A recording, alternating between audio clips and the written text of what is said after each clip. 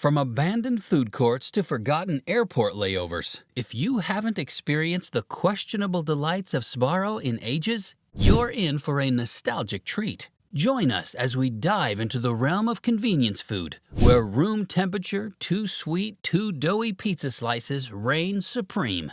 Get ready for a tongue-in-cheek journey through the land of middling deliciousness in this bite-sized YouTube adventure. Picture this: an Italian matriarch, Carmela Mama Sbarro, and her adventurous spirit lead her across the ocean to the United States, accompanied by her husband and 3 hungry children. It was in the vibrant city of New York, in the lively neighborhood of Bensonhurst, that the magic unfolded. In 1956, with a sprinkle of passion and a dash of mozzarella, Carmela and her husband Gennaro unveiled the very first Sbarro eatery, igniting a love affair with pizza that would span generations. Today, with a staggering presence in 28 countries totaling a jaw-dropping 630 locations, this by-the-slice pizza shop has taken the world by storm. Specializing in mouth-watering New York-style pizza, Sbarro tantalizes taste buds with its signature flavors like pepperoni, supremo, 4-cheese white, New York cheese, and sausage. But wait, there's more. If pizza isn't calling your name, fear not. For Sbarro also tempts with a delicate array of pasta, salads, and breadsticks, fit for the hungriest of souls. Now here's a slice of trivia for you. Did you know that the original Sbarro wasn't even a pizzeria or a conventional restaurant? Oh no, it had a completely different focus altogether. But the power of customer demand and a sprinkle of inspiration transformed this family-run business into the legendary pizza chain we all know and love. From shopping malls to airports and even college campuses, Sbarro has become a beacon of cheesy goodness wherever hunger strikes. And talking about customers, Mama Sbarro, with an Italian flair, decided to grace the world with her delightful delicatessen. Hanging from the ceiling were cheeses and cured meats, transporting customers to the traditional delis of Italy. The name? Sbarro Solumeria, which translates to Italian grocery store, and offered a tantalizing hot food menu with dishes like chicken parmigiana and sandwiches oozing with prosciutto or smoked mozzarella. But hold on to your taste buds, because here's where the plot thickens. Pizza wasn't even on the radar at Mama Sbarro's original deli. However, fate had a delicious plan in store. Nearby workers, hungry and in a hurry, flocked to the deli for a quick and easy meal. And thus, a stroke of inspiration struck. Introducing pizzas by the slice seemed like a match made in heaven, and the demand was unstoppable. In the swinging 60s, Sbarro boldly opened a pizzeria dedicated entirely to these delightful portable slices. It was a business move that proved to be pure doughy perfection. But wait, what happened to the original deli? Fear not, for it remained open until Mama Carmela could no longer work her culinary magic. In 2004, the beloved delicatessen closed its doors, leaving behind a legacy of flavor. 8 years later, in 2012, Mama Carmela herself passed away, leaving a cheesy void that would forever be cherished. Now, here is the bitter side of Sbarro.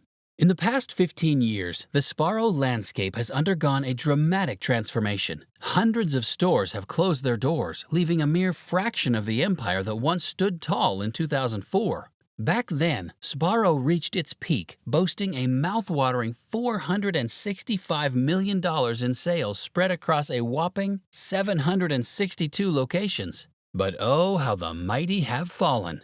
The question that lingers in the air is, what went wrong? How did Sbarro become a fading shadow of its former self? Well, let's navigate the murky depths of this culinary mystery as we explore the factors that led to its decline and the undeniable impact of the suburban shopping mall's demise.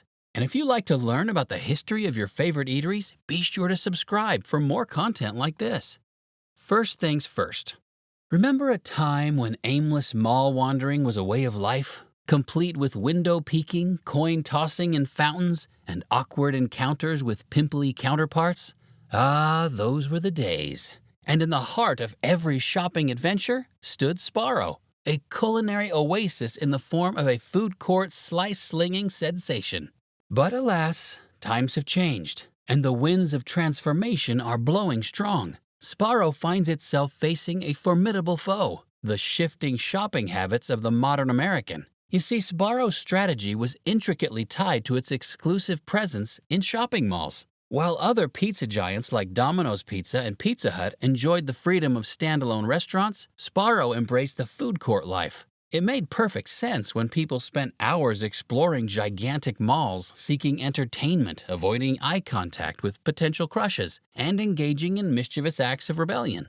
A visit to Sbarro seamlessly fits into this shopping extravaganza. For what mall experience would be complete without a pit stop in the food court for a slice of their iconic pizza, topped with slowly congealing cheese and oil-pooled pepperoni? But alas, the tides have turned.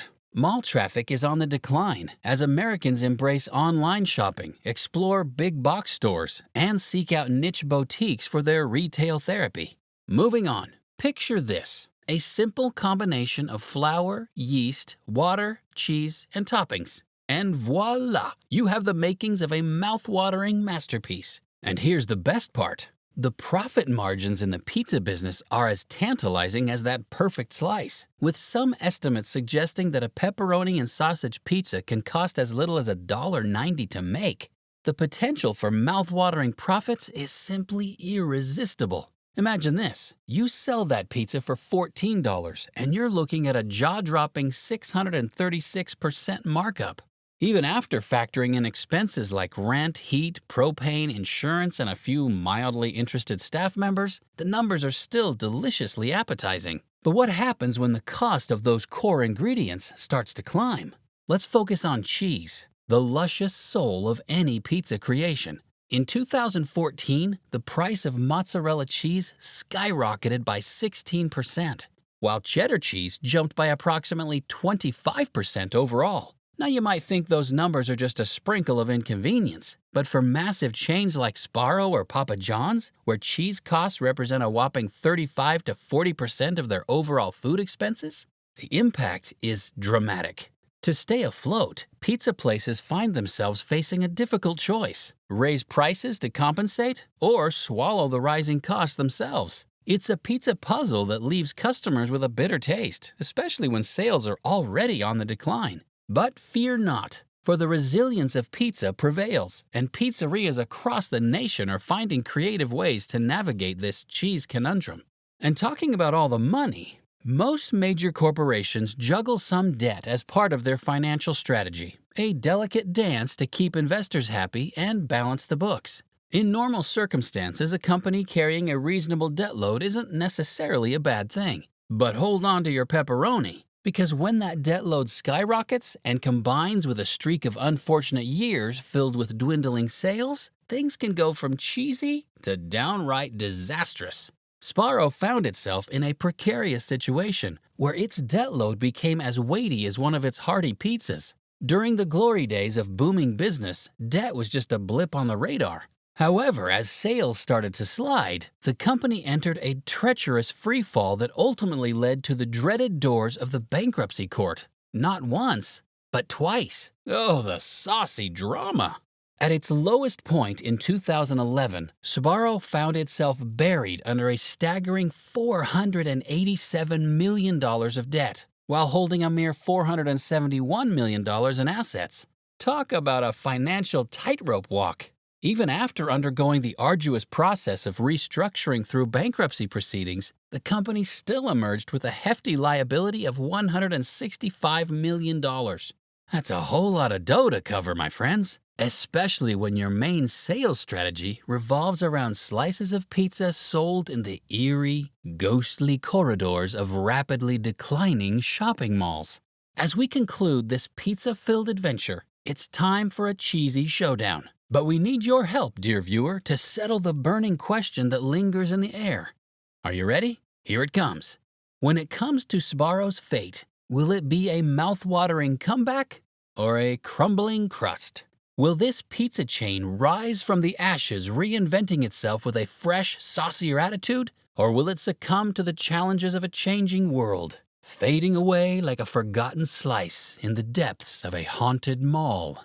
Let us know in the comments, and don't forget to leave a like and subscribe to support our channel. We'll catch you in the next episode. Stay delicious!